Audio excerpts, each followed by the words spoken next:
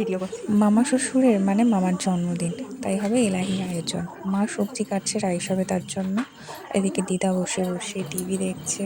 আমিও চলে এলাম রান্নাঘরে, কড়াই বসিয়ে দিলাম রাইসের মানে সবজিগুলো ভাজবো বলে। গাজর দিয়ে দিলাম তেলের মধ্যে। গাজরগুলো মানে একটু ভেজে নেবো, তারপরে একটা একটা করে রাইসে যা যা সবজি লাগে সব সবজিগুলোই ভেজে নেব। গাজরটা মোটামুটি প্রায় ভাজা হয়ে গেছে, এবারে নামিয়ে নেবো আমি। গাজরটা নামানো হয়ে গেলে তারপর বিনসগুলো ভেজে নিচ্ছি। বিনসগুলো ভাজা হয়ে গেলে তারপরে ক্যাপসিকামটাও ভেজে নেবো। এবার বিনস ভাজা হয়ে গেছে, ক্যাপসিকামগুলো ভেজে নিচ্ছি। হয়ে গেছে ক্যাপসিকাম ভাজা, একদম সবই কমপ্লিট হয়ে গেছে। আর হাঁড়ি বসানো আছে, জল। মা কিশমিশ, কাজু, এলাচ, লবঙ্গ সব দিয়ে দিল রাইসের জন্য। এবারে চাল আর মটরশুঁটিটা দিয়ে দিচ্ছে। মা মায়ের মতো ভাবে করে রাইসটা, খুব মানে সুন্দর খেতে হয় আর কি। পরিমাণ মতো লবণ, চিনি সব কিছুই মা মানে আস্তে আস্তে দিয়ে দিল। ব্যাস, আমাদের রাইস কমপ্লিট। ঢেলে দিল একটা বড় ডেকের মধ্যে, মা ঢেলে দিয়েছে। একদম ঝরঝরে খুব সুন্দর হয়েছে। সবজিগুলো সব মানে মিক্সড করে নিচ্ছে আর কি। এবারে ঘিটা যেহেতু এঁঠো করবে না ভাতের, তার জন্য ঘিটা আমি ঢেলে দিলাম। এবার মা সেটাও মিক্সড করে নিচ্ছে। মানে এত সুন্দর ঝরঝরে হয়েছে রাইসটা, খুবই সুন্দর। এই যে এত সুন্দর একদম ঝরঝরে হয়েছে। এবারে আমি করবো চিকেন। কড়াইয়ে তেল দিয়ে দিয়েছি, তেজপাতা দেওয়া হয়ে গেছে, পেঁয়াজ কাটা দিয়ে একটু নেড়ে নিচ্ছি ভালো করে। একটু লাল লাল কালার যখন হয়ে আসবে তখন আমি একটু মানে রসুন বাটা দিলাম।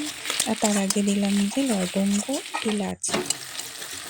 পেঁয়াজটা প্রায় একটু ভাজা ভাজা হয়ে এসছে, মানে প্রায় হয়ে এসছে। এরপর আমি মশলা দিয়ে দেবো। মশলার মধ্যে সব কিছু দিয়ে দিয়েছি, টমেটো, আদা, তারপরে জিরে, কাঁচা লঙ্কা, কাশ্মীরি লঙ্কা, চিনি পরিমাণ মতো, নুন সব কিছু দিয়ে দিয়েছি। যতক্ষণ না মশলাটার রং ছাড়ছে আমি ততক্ষণ নাড়তেই থাকবো। মশলাটার রং ছেড়ে গেলে তখন চিকেনটা আমি দিয়ে দেবো। আমি এরকমভাবে চিকেন করতে খুব ভালোবাসি। একদম আজকে চিকেনটা আমি গ্রেভি মানে একদম কষা কষা হবে রাইসের সঙ্গে চিকেনটা।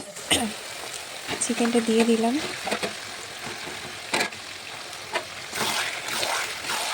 এবার একটু ভালো করে নাড়তে থাকবো চিকেনটা দেওয়ার পর।